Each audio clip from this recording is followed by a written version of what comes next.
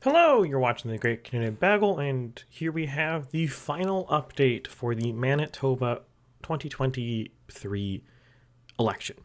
Now, just before we get started, I would once again just like to shout out all of the channel's members. I greatly appreciate your guys' monthly contributions, and if anyone else would like to support the channel and support the work I do, look down below and hit that join button. Any of the tiers is greatly appreciated, and it all helps. If you can't afford to do that, by all means, I understand. And just do the regular YouTube things. Like, share, subscribe, comment below. It sounds small, but on the analytics side, on YouTube side, all of those things matter quite a lot. So do those if you can't afford to give you any money. But now let's get on to the rest of the video. So the Manitoba election is basically over. As of time of recording this, we have about 2 days left, but really nothing seems to be changing. Now, we do have a bit of a uncertainty to this election here, because we have not gotten any polls that were in the field after September 19th. So we really don't know what the debate did. Now, I can tell you from watching the debate what I think happened, and I don't think much happened. But that doesn't really tell you much, because what my opinion is as a pundit on the result of the debate doesn't actually reflect what Manitoban voters thought of the debate. If we remember way back when to the Alberta election in the spring, I thought Smith performed well, but not amazingly well. Not enough to really do too much. Voters didn't. Actually, voters thought she handily won the debate. So, as established there, my perception of the debate is colored differently than everybody else's. And that's what it is. Now, you might recall, I did not do a live stream of this, so you guys did not even see really my opinions on the result of the debate. But the general summarization of the debate is, I thought Dougald Lamont did the best, then Stephenson, and then Canoe. No one did bad. I think Canoe did exactly what he needed to do in that debate. And while I think Stephenson performed slightly better than Canoe, I don't actually think she did what she needed to do in the debate. I don't think she hit the points she needed to hit. I don't think she controlled the conversation the way she needed to do. Whereas Canoe was less assertive in the debate than the other two, he actually ended up dominating the conversation. It was all about what Canoe was going to do, what Canoe was doing, what his ideas were. And that's kind of where you want to be. So while Canoe's individual performance as a candidate was generic, wasn't good, wasn't bad, his performance as a campaign was actually quite good. Though I don't think that's entirely Canoe's doing.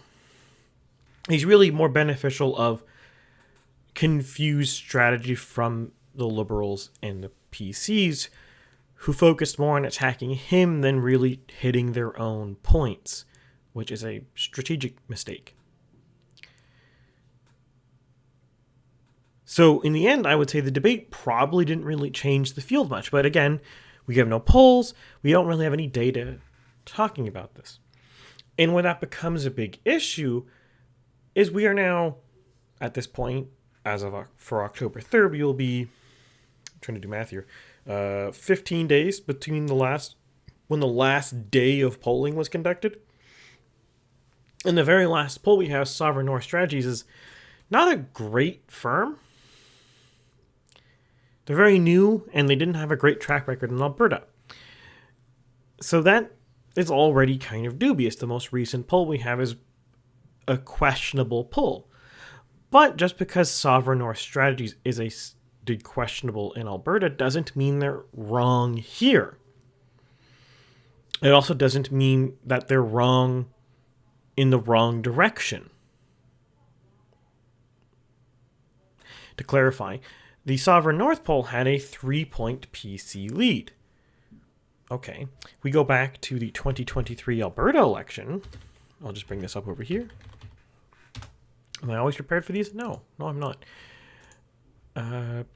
Sorry. The Sovereign North poll had the NDP with a 2-point lead. Now, that was 3 days before the election. This one is 15 days before the election, so it's a very big difference. But a 2-point NDP lead turned into an 8-point UCP win, so they were off by 10 points, underestimating the Conservatives. If they're off by 10 points, underestimating the PCs, then we'll have a landslide victory for Stephenson. So again, we can't really look at that firm's general historical performance, because those are the only two elections that I'm aware of they've polled in, and say anything about it. It could be the case that Sovereign North has corrected their methodology since the Alberta election. Now they're underpolling the NDP. That could have happened. After a big miss like that, there was reason to believe that they would have looked at their methodology. And they're a brand new firm, so I don't really begrudge them being slightly wrong at first. You need to practice, and the only way to practice is by doing. So we can't really draw much conclusion from that. And then we have places like Angus Reid or Probe, but those two firms usually slightly overestimate the NDP and slightly underestimate the PCs. So maybe that's actually a closer election than it is. But also, maybe it's not. We're talking about a 6 and 11 point lead in those two polls. Maybe that is accurate. Again, we really don't know. And then we have this wild card that's the Liberal vote share. Some polls like Sovereign North or Research Co. or Consul Public Affairs have 13 to 16% Liberal vote share. Others like Angus Reid and Probe have 9. That's a really big difference. If I have them at 8 here because of various reasons in the aggregate and all that stuff. But if I'm wrong and the Liberals are actually closer to 14 or 16 points even, that's primarily going to come from the NDP losing support.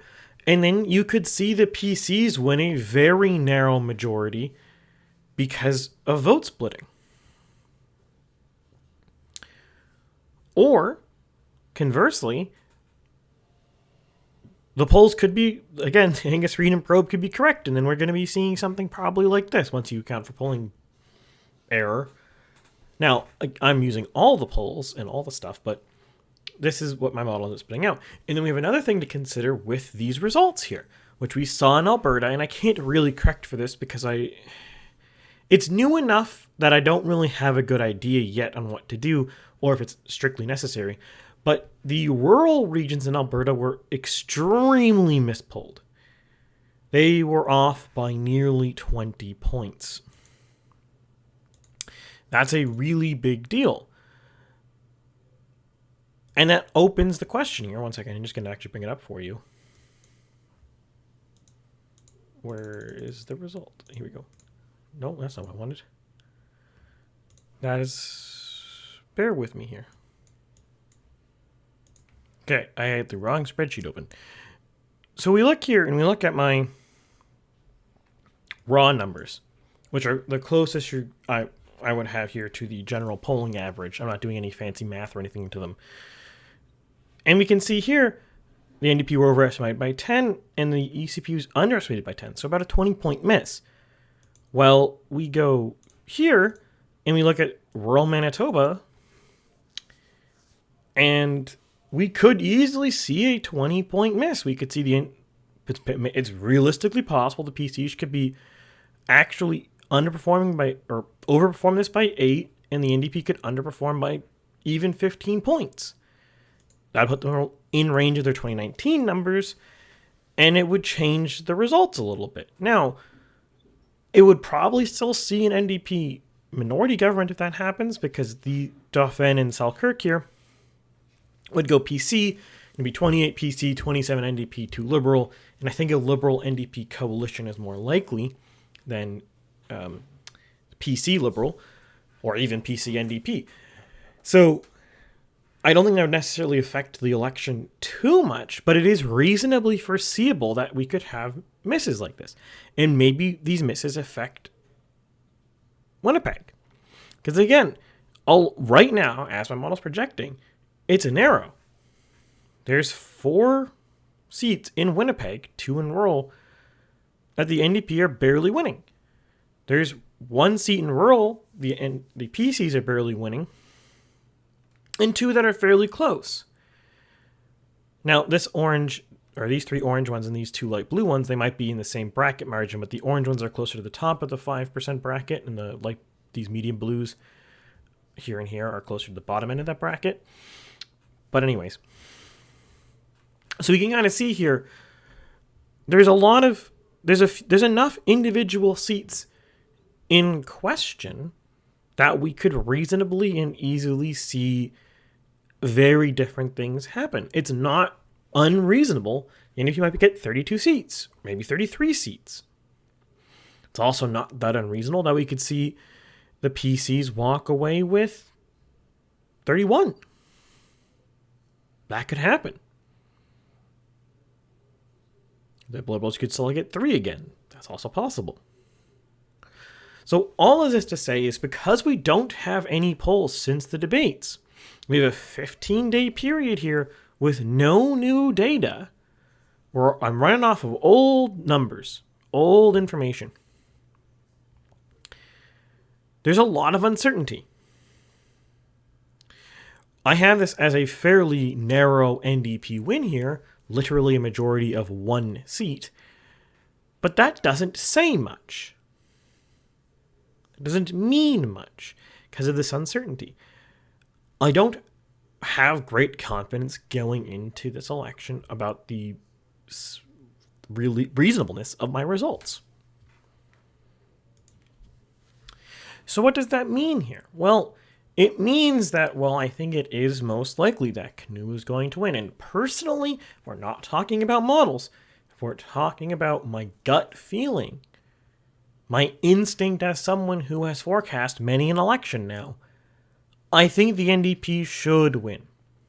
Now, you might ask yourself, why do I think that they should win despite all of the things I just said, casting uncertainty and casting doubt? Well, the general reason is I don't think the PCs have run a good campaign at all. I genuinely think they have made basically every single mistake they could have made. Now, yes, there's other mistakes they could have made. It's not completely perfect string of mistakes. But they've made a lot of mistakes. And the NDP's run a very slick campaign. Well, why? What has happened? What are the details here, you might ask yourself, right? So the NDP's weakness in general is that the federal party run by Singh is actually unpopular. Now, his personal approval numbers might tell you otherwise, but that's because no one takes Singh very seriously. In reality, his personal approval numbers would be awful if he was leading the Liberal Party right now. He wouldn't be having like a +5 or +10 or whatever approval. He would be running probably in the negatives. Because a lot of people on the right or in the center don't care about him. Because he's the NDP leader. He's basically irrelevant and he's basically useless. But his actual policies and his actual ideas are quite unpopular. They're too far outside of the mainstream and people don't generally want them.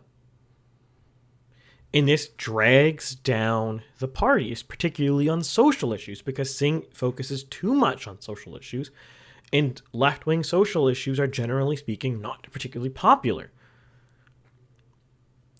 It is of the case, generally speaking, that most people seem to default to vaguely speaking center-right, center-ish on social issues, and vaguely speaking center-left, center-ish on economic issues. Where the NDP does well is when they run vaguely center-left on economic issues and vaguely centrist on social. And Wab Kinew has been really doing that. He's not touched social issues at all, as far as I can see in the media I've seen and stories I've read. He's not really touched it at all. Now, this is not to say he will absolutely do left-wing things when he's in government. He just is aware that you don't talk about your social policies in a campaign. He's not touched on them, he's not stumped on them, and he's mostly focusing on vaguely center-left economic policy. And in situations where there's concern that the NDP's too left-wing, he's made proactive steps to make it closer to the center in his promises to cut the gas tax for a year, or suspend the gas tax for a year, for example. Notably more left-wing than the PC promised to just cut it, or reduce it. I think it's not a full cut, but anyways, a reduction to it permanently. His is just a suspension for a year. And again, we see this time and again on many, many issues. He's made a concerted effort to be more to the center, more focused on economic issues, and more talking about people. He's really made healthcare an issue that the center left in Canada does very strong with, a strong center to his campaign. He's made it all about healthcare, and we saw in the debate that he made it all about healthcare. He was always talking about healthcare. Conversely, the PCs have run a kind of confused campaign. At one side, they really want to hit on social issues with the parental rights and such similar things. And on the other side, they're hitting really tight on fiscal issues. So they're having a bit of a confused campaign because you don't generally want to do both at the same time. And some of their social issues / fiscal issues, this is kind of crosses between them, with the landfill search. They've kind of been trapped into supporting that, or being opposed to that, in a way that's unclear to me as to why. My understanding is it was going to be leaked by the press, or someone leaked it to the press, and the party came out against it proactively to get ahead of the story, because the party was always against it. But they weren't going to talk about it. But the press found out about it, that they were against it, so they had to jump out in front of it. Which, yes, in that circumstance, that is the correct thing to do. If they were going to not do the grave or the landfill search, the two murder suspects, it makes sense to jump in front of the issue and talk about it yourself and let the media talk about it for you. But then that's become basically seemingly major issue in the campaign. They seem to be stumping on not doing a search of the landfill, which puts off a lot of people. Even right-leaning people are kind of put off by that because it seems cold, to say the least. It's generally seemed like not a very good thing to stump on.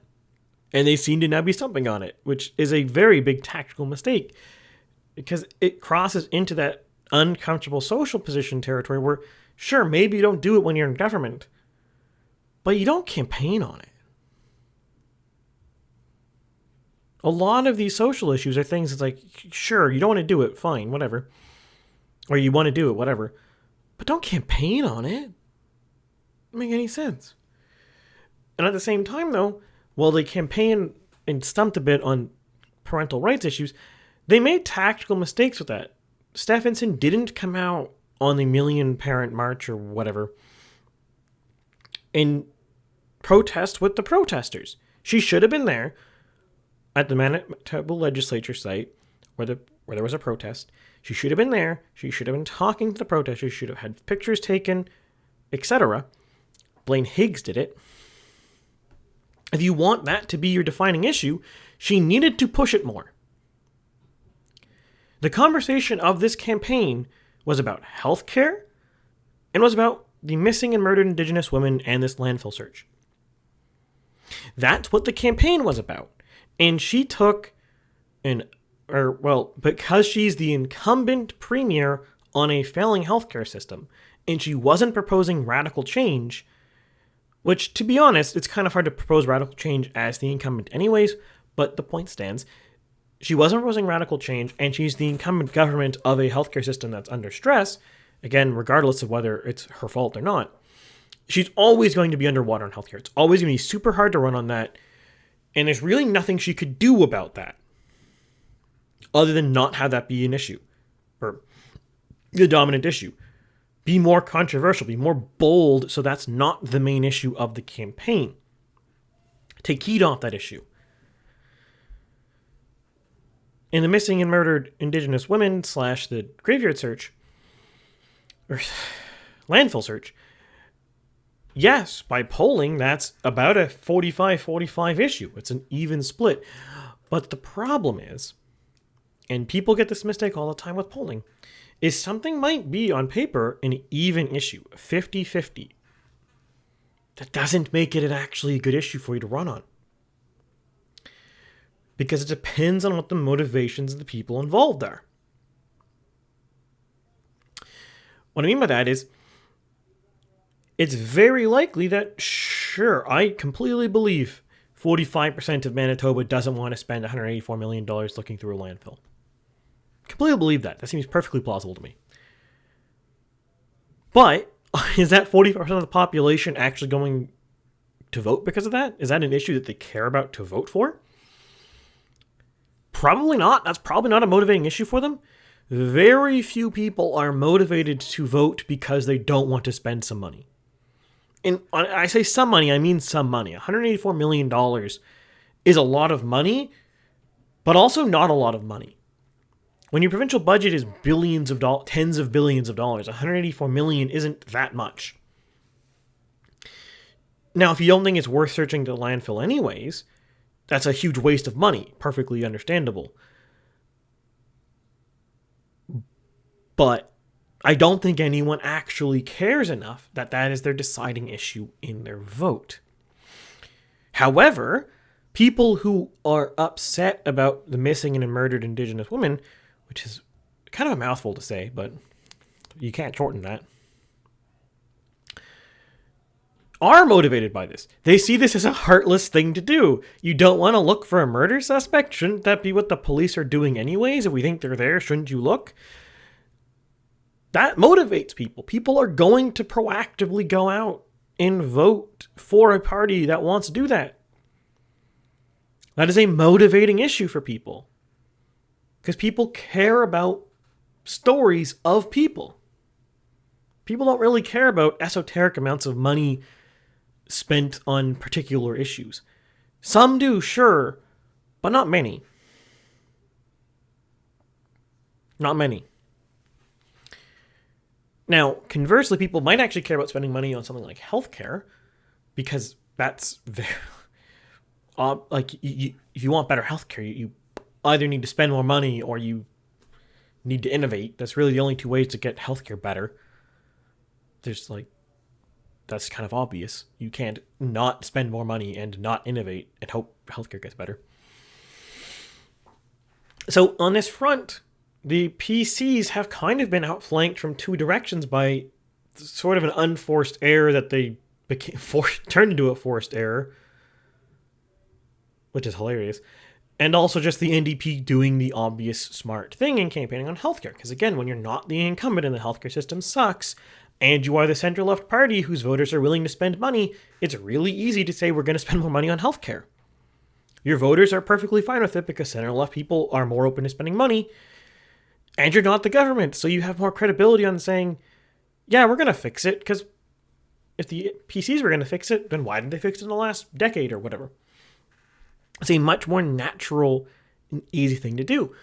But where Stephenson's campaign made the tactical and huge mistake is she let these two issues dominate the election. And she partially did make this happen because she let the missing and murdered Indigenous women in the landfill, their body search, be a dominant issue. She let that happen. She had billboards for this. She had a newspaper ad for this. She spent a lot of airtime in the debate talking about it. When that question was asked of her, she should have literally walked away from that topic and talked about literally anything else. Literally anything else. Don't even talk about it. Don't even answer the question. Just say anything else. You could rattle off a recipe to pancakes and that would have been better than answering that question. But she answered the question. So she allowed it to become a major talking point in an election. She let an issue that was going to drive turnout for the NDP and do nothing for her being a major talking point. Because the thing you need to do, wedge issues are great. Wedge issues are good for you in elections. You don't want the wedge issue to be one that motivates the other team. And on the other side, she made, again, a huge unforced mistake by not making parental rights front and center. That should have been the front page thing on her newspaper ad instead of the graveyard or the junkyard search. Like, what? Why was that your leading pitch? Parental rights are more popular. Why would you lead with that? Why would you lean into that? And it's a more motivating issue. People who care what the kids are being taught are going to vote proactively for you. And then she made the mistake, a huge strategic mistake of not showing up in person and spending the whole day at the million-person march. She should have been there. She should have been shaking hands. She should have been taking pictures. She should have done that because I would have made the campaign about that. If she made the campaign about that, that would have offset the healthcare. Great. That's really good.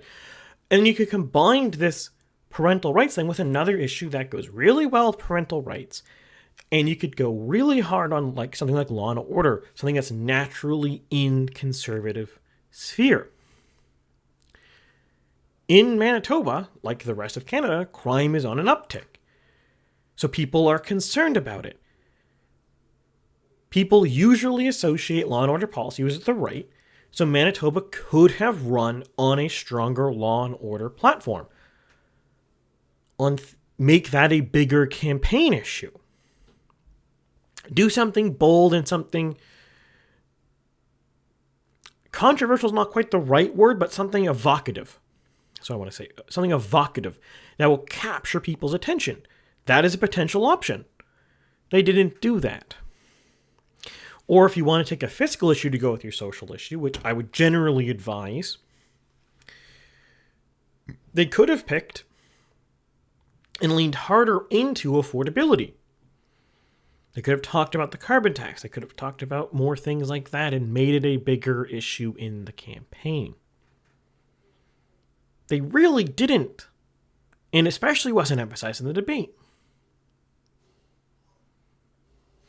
It really seems to me, especially from the debate, that Stefansson was more concerned about being perceived as nice than she was about winning.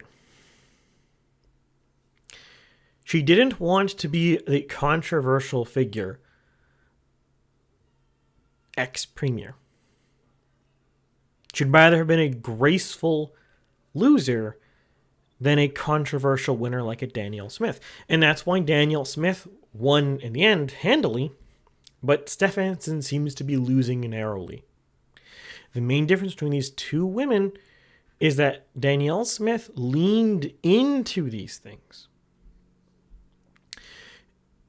The entire time she leaned into these things. She picked issues and she made sure those issues would dominate the campaign so the NDP would be talking about them. It's such a good case study. We look at the start of the 2023 Alberta campaign. What does it start with? It starts with Danielle Smith's deal to build a new Calgary Flames stadium. This immediately becomes a evocative issue because they're spending a lot of money on this. It's like 330 million provincial dollars plus a bunch of municipal dollars to build the infrastructure needed for this rink. It immediately becomes an evocative issue. The media talks about it. The NDP talks about it. It becomes the issue of the campaign. That no one, at the beginning of the campaign, that no one can not talk about. And then at the end of the campaign, she finishes off really nailing things like affordability